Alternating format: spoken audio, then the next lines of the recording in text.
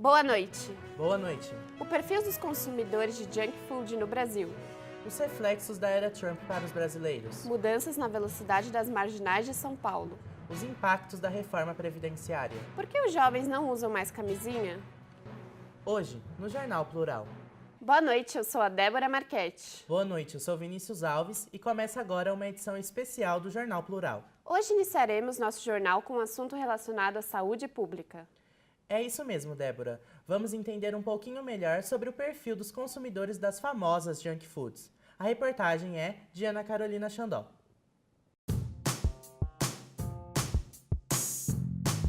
Os brasileiros estão entre os maiores consumidores de junk food do mundo, com o gasto de 53,7 bilhões de reais, perdendo apenas para os Estados Unidos, Japão e China.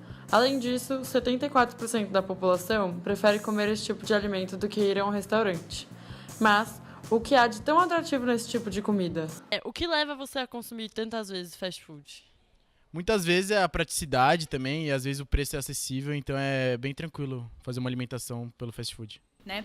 E, em geral, o que eu vejo em consultório, quem come exacerbadamente é uma combinação entre alguns fatores. Primeiro, o paladar, porque, na verdade, a gente tem um funcionamento similar à adição, que é você ter um vício mesmo, né? Comidas muito doce, muito açúcar, muito sódio, acaba gerando um funcionamento uma estrutura de vício.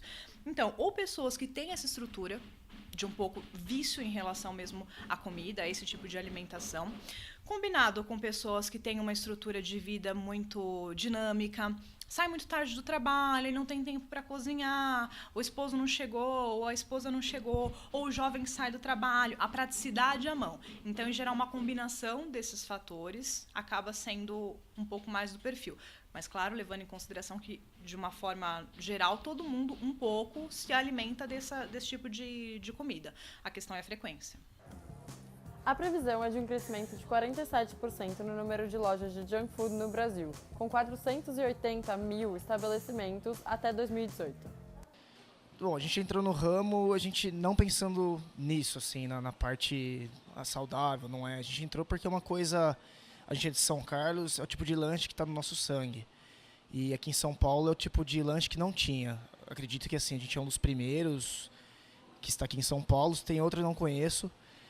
Então a gente veio por esse lado, assim, de não ter esse tipo de lanche em São Paulo. Não pelo lado saudável, não é...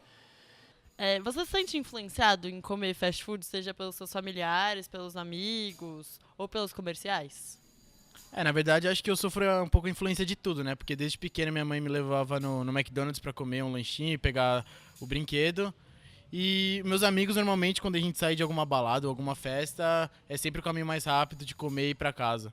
É o fast food. Então, eu sofro bastante influência, acho que sim. E eu influencio bastante meus amigos também. Não acho que seja algo novo, né? Até porque, como a gente falou há pouco, 1940, 70, quase 80 anos, a gente tem uma dessas redes de fast food. Então, sempre aconteceu. Talvez o que seja novo seja o hábito, a quantidade, a frequência com que isso acontece. Mas acontecer sempre aconteceu. Então, hoje a gente vive muito mais esse paradoxo de eu quero emagrecer, mas eu como muito mal, muito errado, né? Então, a frequência aumentou, o tempo, né? Não, sempre aconteceu. Qual o perfil dos clientes e eles tendem a frequentar mais de uma vez na semana? A grande maioria dos nossos clientes são jovens estudantes. Tem cliente que vem mais de uma vez por semana, tem cliente que vem 3 vezes por semana. A grande maioria, como eu disse, são os estudantes. O consumo de junk food no Brasil é visto como um deleite por muitos consumidores. A maioria consome durante seu tempo de lazer ou durante o almoço em dias de semana. Bom, eu acho que o ritmo da cidade influencia pelo fato da pessoa não conseguir fazer uma refeição em casa. Acho que houve um aumento acentuado desse consumo, desse tipo de alimentação. Com o tempo, na verdade, sempre existiu, né? Acho que hoje, em grandes centros, especialmente pela forma de vida, tem aumentado bastante. É notório que as pessoas vêm com uma rotina cada vez mais difícil, buscando pelo prático, então tem se acentuado muito. Nessa segunda-feira, uma explosão matou 22 pessoas e feriu 59 perto de Manchester Arena, na Inglaterra, onde estava acontecendo o show da cantora pop Ariana Grande. De acordo com a polícia local, o caso está sendo investigado como um possível ataque terrorista. Uma parcela considerável dos mortos são crianças, mas o número ainda não foi divulgado. O estrondo foi ouvido por volta das 22h35, 18h35 no horário de Brasília, ao final do show da cantora norte-americana, que tem um público principalmente formado por crianças e adolescentes. Segundo a Manchester Arena, o incidente ocorreu do lado de fora, em um espaço público.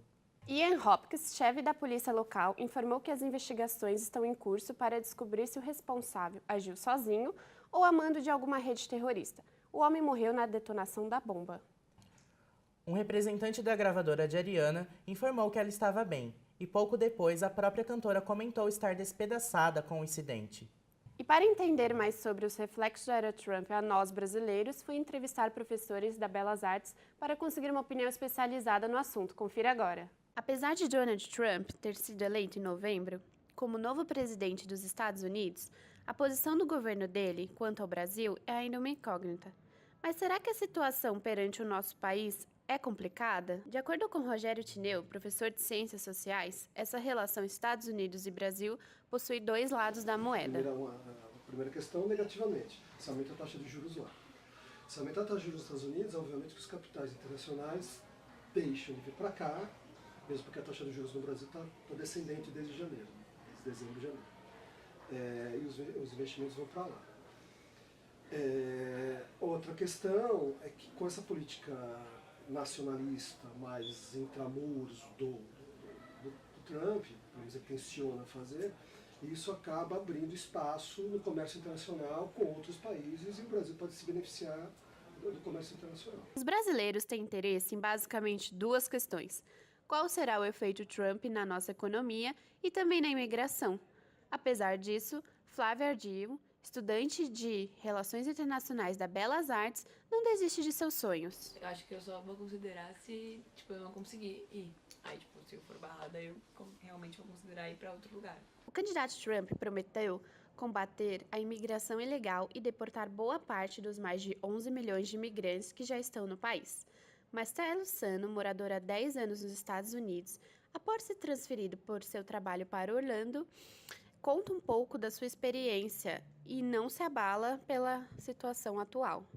Bom, eu como estou aqui legalmente, trabalhando aqui bem, tranquilo, eu não tenho medo não com relação a esse governo americano. Lógico, um pouquinho do radicalismo que foi mostrado no começo é um pouco preocupante, mas eu creio que isso não vai prejudicar ou abalar o mundo como um todo. O que eu vi aqui foram muitos americanos querendo se mudar para o Canadá, ir para Nova Zelândia, mas isso foi, creio que, um movimento bem inicial, bem reativo, e agora não estou vendo mais nenhum movimento em relação a isso. Imigrantes são essenciais para a economia da mesma maneira que país algum vive sem parceiros comerciais. Será que o novo governo vai alterar de alguma maneira as exportações do Brasil para os Estados Unidos? Trump planeja investir em pontes, estradas e portos. O Brasil pode explorar mais minério de ferro e melhorar uma balança desfavorável. Mas isso depende da situação política do país, como diz Rodolfo Chagas, professor de RI da Faculdade de Belas Artes. Eu acho que não depende só de ser republicano ou democrata lá, depende muito também de quem está aqui. Qual é o tipo de política externa que o governo brasileiro vem desenvolvendo? Questões políticas, militares e civis vêm gerando muitas dúvidas no mundo, mas muitas nações estão reafirmando suas parcerias. Hoje, do ponto de vista militar, você tem uma aliança estratégica dos Estados Unidos com a Grã-Bretanha, com a França, com a Arábia Saudita, né? Em contrapartida, você tem do outro lado China, Rússia, Coreia do Norte, Síria, né? Agora, do ponto de vista comercial, eu acho que o Trump, primeiro, para ele foi uma vitória a Inglaterra ter saído da União Europeia, porque aí ele faz acordo agora bilateral com o Reino Unido e não mais com a União Europeia, que é um processo burocrático muito mais difícil. O Mercosul está fragilizado, eu também não sei em que medida agora a gente vai ter um alargamento dos acordos bilaterais dos países do Mercosul, né? E do ponto de vista político, eu acho que o Trump, essa é a parte mais frágil, eu acho, do governo dele. Ele não está conseguindo cativar ou aproximar aliados que historicamente sempre estiveram do lado dele. Dá um exemplo, a Alemanha, né? A própria Inglaterra, quando ele foi visitar a Rainha Elizabeth, o povo inglês estava totalmente contra a chegada dele lá. Então, eu acho que do ponto de vista político é o que ele vai ter que ter mais traquejo, senão ele vai perder mais apoio. O porta-voz da Casa Branca, Sean Spicer, respondeu a seguinte pergunta: se o presidente Donald Trump planeja rever acordos bilaterais com o Brasil, nós vamos rever todos os acordos de comércio pelo mundo para garantir que eles continuem beneficiando os Estados Unidos e os trabalhadores americanos. Em muitos casos, podemos atualizar esses acordos. Não se trata de nenhum país em particular. Queremos manter o melhor acordo possível. A Casa Branca valoriza a relação com o Brasil e o que Trump deve conversar com o Temer em breve, que é só uma questão de agendar, disse o porta-voz. A Secretaria Estadual de Saúde do Rio de Janeiro confirmou no final da tarde desta segunda-feira a 6ª morte causada pelo vírus da febre amarela. O óbito ocorreu na região noroeste do estado e foi atestado pela Fundação Oswaldo Cruz após uma série de exames laboratoriais. No total, o Rio de Janeiro já confirmou 15 casos da doença. Segundo a secretaria, foram distribuídas quase 5 milhões de doses da vacina contra a febre amarela para os 92 municípios, com adendo a 65 deles, considerados prioridade. São as cidades mais vulneráveis, de acordo com uma análise feita pela Subsecretaria de Vigilância em Saúde. Desde 65 municípios, 55 já tiveram disponibilizadas as doses em quantidade suficiente para imunizar seus habitantes. Outras 10 cidades, que também são consideradas prioritárias, estão para receber novas remessas de vacina, e entrega que será feita pelo Ministério da Saúde. E estão acontecendo mudanças na velocidade das marginais de São Paulo. Isabela Flores nos conta um pouco mais sobre o assunto.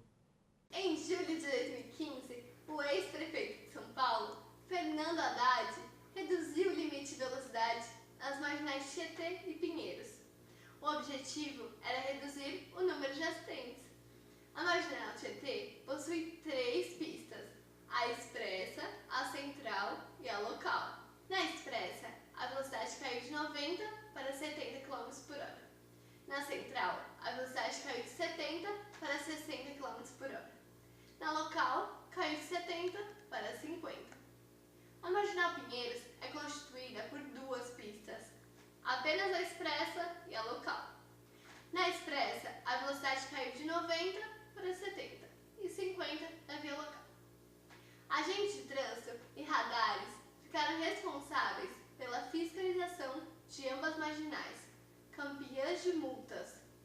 Durante a campanha política, o então candidato, hoje prefeito de São Paulo, João Dória, prometia aumentar o limite de velocidade nas marginais, que seu oponente, apelidado pelo mesmo, Senhor das Multas, havia instituído.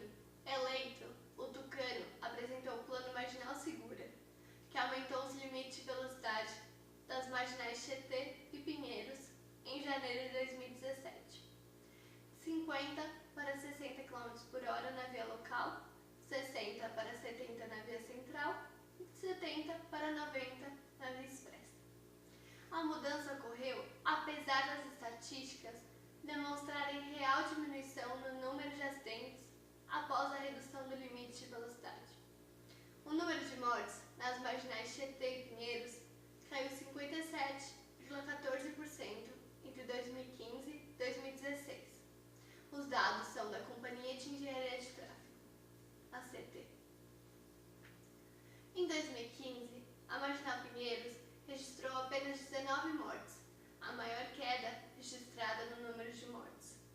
Já em 2016, esse número caiu para 7, segundo divulgou o secretário de Mobilidade e Transporte, Sérgio Aveledo. Após o aumento da velocidade nas marginais Pinheiros e Tietê, determinada pelo atual prefeito, João Dória, a CT registrou 102 acidentes no trecho entre 25 de janeiro, dia em que a medida entrou em vigor, e 23 de fevereiro. Percebam a quantidade de incorporações de serviços, iniciativas, trabalhos, esforços, equipamentos, tecnologia e vigilância é um programa muito mais amplo do que apenas a readequação das velocidades. O aumento de 60% comparado à gestão Haddad foi justificada pela gestão atual ao aumento de número de agentes de trânsito atuando na região. De 45, o número subiu para 75, aumentando então o registro de ocorrências. O número de atendimentos a vítimas de acidente pelo Serviço de Atendimento Móvel de Urgência, o SAMU, também aumentou. Aumentou não, triplicou após o aumento das velocidades. A gestão Dória disse que deixaria 4 ambulâncias e 10 veículos operacionais para atender exclusivamente as marginais, 6,2%. No ano passado, o SAMU prestou, no máximo, 4 atendimentos em um dia. Já neste ano, com os novos limites, as ambulâncias atenderam até 11 ocorrências em apenas um dia. Socorristas que trabalham no SAMU na região das marginais dizem que o volume de atendimento voltou ao que era antes, no período anterior à redução dos limites de velocidade. E não perca, após nosso breve intervalo, os impactos da reforma previdenciária. Por que jovens não usam mais camisinha? Hoje, no Jornal Plural. Voltamos em um minuto.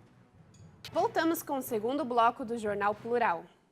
Conheça os possíveis impactos da reforma previdenciária no Brasil, na reportagem de Natália Rocha. O sonho de ter a carteira assinada, um emprego fixo e uma boa aposentadoria está cada vez mais longe do jovem brasileiro que entra agora no mercado de trabalho. Mas afinal, o que é a Previdência? Quem explica isso para a gente é o professor e economista Miguel Arabi. A Previdência Social é um sistema de seguridade, que toda a população brasileira e de outros países também contribuem durante a vida do trabalhador, para que quando ele tenha a idade de aposentadoria, uma idade mais avançada, ele possa estar certamente se beneficiar do tempo que ele trabalhou para poder aproveitar um pouco mais a vida. No começo do ano, o Senado e o presidente Michel Temer apresentaram uma proposta para uma reforma na Previdência Pública, que constituía em alguns pontos, como o aumento da idade mínima para obtenção do salário integral e entre outras propostas. Mas o que as pessoas acham? Vai prejudicar muita gente, principalmente quem está ainda na área antiga, que já tem uns 10 anos de contribuição, ainda tem... Agora vai entrar a soma da contribuição mais soma da idade. Eu acho que vai prejudicar algumas pessoas. Eu concordo com ele. Vai prejudicar principalmente eu, que tenho pouco tempo contribuindo, Então vai demorar muito mais tempo para eu poder me aposentar. O professor Miguel explica quais serão os pontos da reforma. Essa reforma, ela tem aumento dos prazos de entrada, de vigor da aposentadoria, e visa corrigir alguns benefícios que são concedidos aos funcionários públicos, que sempre se beneficiaram da chamada aposentadoria integral, enquanto que os trabalhadores normais, eles não têm essa aposentadoria integral. E o servidor público, poder judiciário, parlamentares, todos têm uma previdência que permite que ele se aposente com um salário integral. O que realmente sabemos é que essas contas precisam bater, mas se esse é o melhor caminho, ainda não temos certeza. Atingir a população porque a gente se está tentando corrigir os problemas daqui para frente, porque corrigir para trás não tem jeito. E corrigir direito adquirido também você não consegue fazer com a legislação. Então você vai tentar corrigir para frente. E essa correção para frente parece que também está regredindo em termos de manter alguns benefícios para algumas classes trabalhadoras. De novo, funcionários públicos. O presidente Michel Temer anunciou a possibilidade de aumento na faixa da isenção do imposto de renda. A última vez que isso aconteceu foi durante o governo da ex-presidente Dilma Rousseff, em 2015. A ideia inicial é dobrar o valor da faixa, que neste ano foi de quase R$2.000. Mas, segundo Temer, é algo complicado de se fazer. Durante a entrevista às emissoras de rádio, o presidente ainda comentou sobre a reforma da Previdência e afirmou que só levará a medida ao plenário do Congresso Nacional quando houver certeza sobre a quantidade de votos para aprová-la. Vamos falar agora de um assunto sério e preocupante, relacionado à saúde pública de nossos jovens, Débora. Pois é, Vinícius. Vamos ver a seguir porque os jovens não se preocupam mais em utilizar preservativos. Os jovens estão deixando de usar camisinha. Apesar dos alertas de que o preservativo evita uma gravidez indesejada e doenças sexualmente transmissíveis, as DSTs, diferentes justificativas aparecem e a ausência de preservativo se tornou um hábito. Mas então, por que os jovens deixaram de usar essa proteção?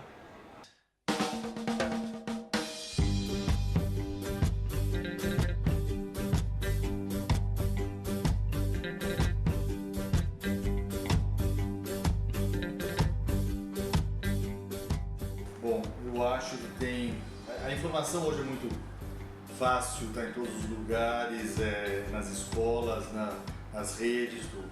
Mas na prática eu acho que existe uma ideia, ou faz parte da juventude, o não acontecer, o não ser verdade, ou não, comigo não vai acontecer. Isso move muito o não usar preservativo. As pessoas estão transando mais, né? Estão se expondo mais com pessoas desconhecidas. Existe uma facilitação de contato sexual, existe uma permissividade em relação a não usar camisinha. Em termos de saúde pública, a gente tem as doenças, o custo dessas doenças, né? Assim, a AIDS custa muito para um país em termos de saúde pública, as drogas. E outra coisa várias dessas doenças estão ficando resistentes aos antibióticos. Isso é um grande problema de saúde pública, né? Que encarece os tratamentos. Você tem o costume de usar camisinha nas suas relações sexuais? Sim. Eu só uso quando não conheço o cara. Se é com uma pessoa aleatória, assim. Você conhece alguém que tem apego a uma DST ou teve uma gravidez indesejada? Sim, o meu amigo engravidou a namorada dele, mas DST eu não conheço ninguém. Acho que gravidez indesejada sim, mas DST não. Minha mãe foi uma gravidez indesejada. Eu fui, no caso. Você sabe que os postos de saúde do governo disponibilizam camisinha? Você já pegou alguma vez? Não sei se eu já peguei. Eu peguei, mas foi num barzinho, não foi em um posto de saúde. Posto de saúde não. Nunca não, já cheguei a ver, mas não cheguei a pegar. Parece consenso entre os jovens que não usar camisinha e não tomar o máximo de cuidado na hora da relação sexual representa um risco para a própria saúde. Ainda assim, o número de jovens que não se protegem continua crescendo. O motivo pode ser um pouco mais complexo do que somente a falta de informação. Quando a gente não vê gente próxima a nós, né, nesse universo que tem a doença, a gente acha que está muito distante. E é uma característica própria da adolescência, inclusive, esse distanciamento das coisas que são mortais. Colocar, né, como um estigma da juventude, mas que ocorre mais na juventude, um tipo de pensamento muito distante da mortalidade.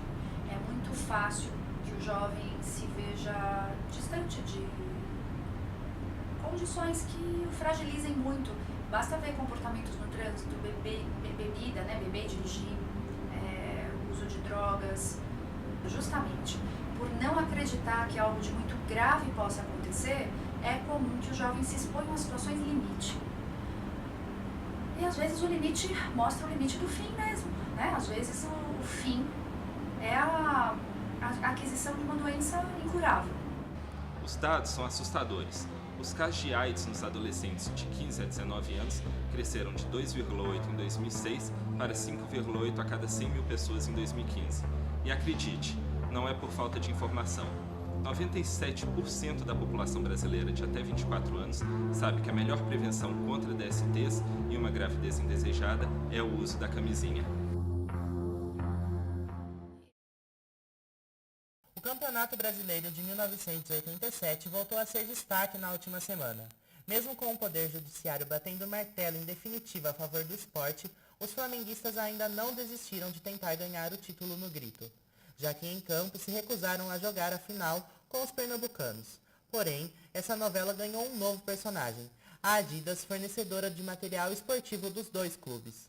Ao lançar o uniforme comemorativo de 30 anos do título nacional do esporte, a marca estampou a frase "O Brasil é teu", numa referência à conquista do Leão. Mas os torcedores do Flamengo encheram o Twitter da Adidas com mensagens e ofensas sobre a frase.